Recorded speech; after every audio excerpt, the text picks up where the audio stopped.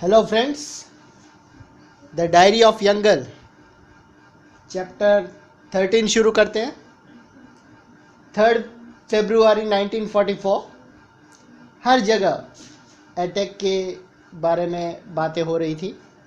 Newspaper में सिर्फ attack के ही न्यूज़, सिर्फ आक्रमण और हर जगह पे दंगे, वैसे ही न्यूज़ भरे हुए थे। इस तरह की बातें जर्मन अपने आप को बचाने के लिए भी कुछ भी करेंगे। बाढ़ क्यों, जैसे कि फ्लड क्यों ना आ जाए, वैसे पागल बन के फिर रहे थे। लोग ऐसी सिचुएशन आने पर उसका किस तरह से सामना करें, उस तरह के सॉल्यूशन ढूंढ रहे थे। भूखा रहने, मरने, बम, आग बुझाने के मशीन्स, वो spray, sleeping bags, identity card, poisonous gas, ये सभी टॉपिक थे लोगों के बातें करने का। लेकिन ये सभी अच्छा नहीं हो रहा था। एनी अकेली थी जो इन सारे डिस्कशन में अपने आप को इन्वॉल्व नहीं मानती थी, वो बात ही नहीं करती थी। उसे केवल एक ही इच्छा थी कि एंड में सब कुछ ठीक हो जाएगा। 8 फरवरी 1944 एनी की फिर अपनी माँ से लड़ाई हो गई।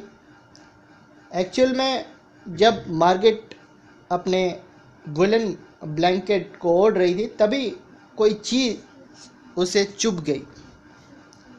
जब उन्होंने देखा तो वो उसे एक पिन मिला जो उसकी माँ ने छोड़ दी थी। जब माँ को इस बारे में बताया गया तो वो नाराज़ हो गई। अपनी गलती मानने के बजाय वो नाराज़ हो गई और उसने सारे दोष का पोटला एनी के ऊपर डाल दिया कि ये जो भी चीज़ें मेरी लापरवाही हो रही है, मैं भूल जाती हूँ, वो सारी चीज़ें एनी की वजह से हो रही है। वो बहुत परेशान करती है। इसलिए 12 फरवरी 1944 दिन अच्छा था। चमकते सूरज, गहरे नीले आकाश, शानदार, बहुत ही कमाल। सभी ने एनी के मन में बातें करने, आज़ादी, फ्रेंड्स और अकेले रहने का भी सबकी इच्छा थी। वो बहुत परेशान थे क्योंकि उसे नहीं पता था कि वो क्या पढ़े, क्या लिखे और क्या करे। 14 फरवरी 1944 एनी को महसूस होता था कि पीटर उसे ज़्यादा टाइम सिर्फ देखता ही रहता था। पीटर का मिस्टर डसेल के साथ झगड़ा हो गया था जब वो रेडियो के बटन को बड़े ही इरिस्पॉन्सिबल तरीके से घुमा रहा था। वो उस झगड़े के विषय में किसी को बताना नहीं चाहता था। उसे एनी ही एक सही व्यक्ति लगी जिससे वो सारी बातें बता सकता है, और वो एनी ये बात किसी को नहीं बताएगी।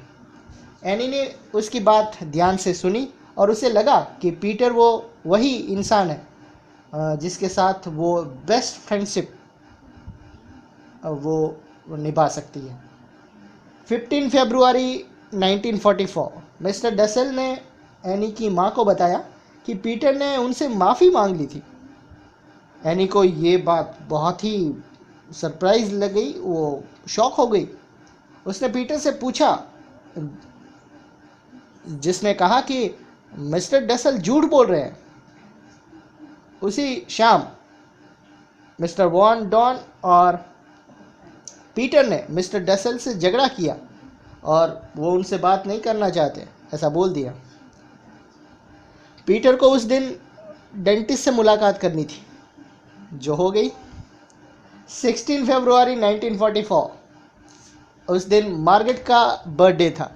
एनी मार्गरेट को स्पेशल महसूस करवाना चाहती थी, स्पेशल फील कराना चाहती थी। इसलिए उसने उसके लिए कॉफ़ी और पोटैटो बनाने का सोचा। वो पोटैटो निकालने के लिए ऊपर गई स्टोर रूम के पास। पीटर ने उसकी हेल्प की।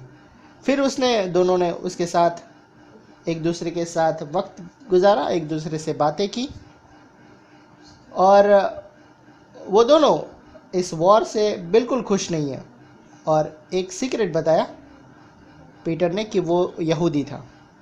एनी को उसकी बेईमानी पसंद नहीं आई, लेकिन एनी समझ गई थी उसे प्यार की ज़रूरत थी, इसलिए उसने नोस्ची की बाहों में जकड़ा था। 17 फरवरी 1944 एनी ने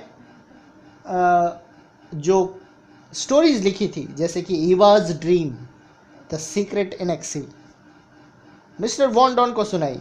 पीटर भी वहाँ आ गया। एनी ने उससे वो पार्ट पढ़वाया जहाँ कैडी और हॉज भगवान के बारे में बात करते हैं। एनी ने पीटर से कहा कि वो पीटर को जताना चाहती हैं कि वो सिर्फ़ और सिर्फ एंटरटेनमेंट स्टोरीज ही नहीं लिखती, इस तरह की भी स्टोरीज लिखती है वो। 18 फरवरी 1944 एनी ने पीटर के कमरे में अक्सर आना जाना शुरू कर दिया था। उसकी माँ को यह सही नहीं लगता था, इसलिए वो हमेशा उससे पीटर को परेशान ना करने के लिए कहती थी। जब एनी पीटर के कमरे से बाहर आती थी तो कभी कभी उसकी माँ उसे बड़े ही अजीब ढंग से देखा करती थी। ये बात एनी को बिल्कुल अच्छी नहीं लगती थी। 19 फरवरी 1944 एनी हमेशा पीटर का साथ चाहती थी, वो उसके साथ रहना चाहती थी, क्योंकि वो उसे बहुत प्यार करती थी। कभी कभी उसका मन करता था कि वो रोए, पीटर के कंधों पे अपना सर रखे। 2 बार वो सीढ़ियों से ऊपर जाके भी आई, लेकिन पीटर से मिलने का मौका नहीं मिला। वो बाथरूम में भी दौड़ कर गई, फिर वो बहुत रोई। फिर उसे एहसास हुआ कि पीटर तक वो इस तरह से नहीं पहुंच पाएगी। उसे लगा कि शायद पीटर ही उसमें कोई दिलचस्पी, ज़्यादा इंटरेस्ट नहीं रखता। इस विचार को उसकी आंखों में, ये सोच कर ही ज़्यादा उसकी आंखों में आंसू आ गए। इस प्रकार के जो एक्सपीरियंस होते हैं वो काफ़ी निराशाजनक होते हैं। 12 फरवरी 1944 जो भी लोग सीक्रेट रूम में छुपे हुए थे वो छुपे हुए नहीं थे। उनकी डेली रूटीन में कोई खास फ़र्क नहीं था। फ़र्क केवल इतना था, दूसरे लोग जो पूरे हफ्ते में करते थे वो काम सीक्रेट रूम में सिर्फ संडे को किया जाता था। जागना, चूल्हा जलाना, कपड़े धोना, साफ सफाई करना, नाश्ता और बर्तन, ये सारे सिंपल कॉमन डेली रूटीन हुआ करते थे। 23 फरवरी 1944 मौसम अच्छा हो गया था। एनी और पीटर ऊपर टेरेस में ताज़ी हवा खाने गए। वो नीला आकाश, वो चेस्टनट के पेड़, सिगल और कई सारे चिड़ियों को देख पा रहे थे। वो ये सारे सिनेरियो में इतने खो गए थे कि कुछ बोलने की ज़रूरत ही नहीं थी। एनी को एहसास हुआ कि जो व्यक्ति काफ़ी डरा हुआ और अकेला हो, उसे उसके लिए सबसे अच्छा उपचार यही होता है कि खुले आकाश, नेचर और भगवान के साथ उसे अकेला छोड़ दिया जाए, उससे उन्हें आराम मिलेगा। पीटर के विचार के लिए वो अतिरिक्त रूप से कोई चीज़ें महसूस कर रही थी। एनी भी पीटर की तरह ही आज़ादी और ताज़ी हवा के लिए उसका लुत्फ़ उठाया करती थी। 27 फरवरी 1944 एनी पीटर के बारे में ही सोचा करती थी। उसे वो बहुत प्यार करती थी।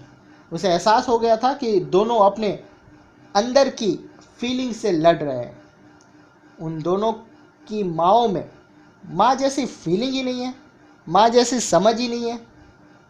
वो उनके साथ बहुत ही बुरा बिहेवियर करती थी।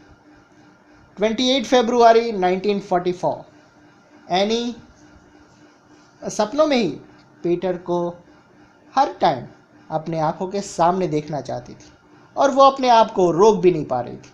ऐसा लगता था कि पीटर स्किप और पीटर वॉन डॉन मिलकर एक हो गए। वो केवल एक ही चीज़ चाहती थी, पीटर का साथ, उसके साथ ज़्यादा टाइम स्पेंड करना। एनी के हिसाब से वो बहुत ही इमोशनल और क्रेज़ी बन गई थी।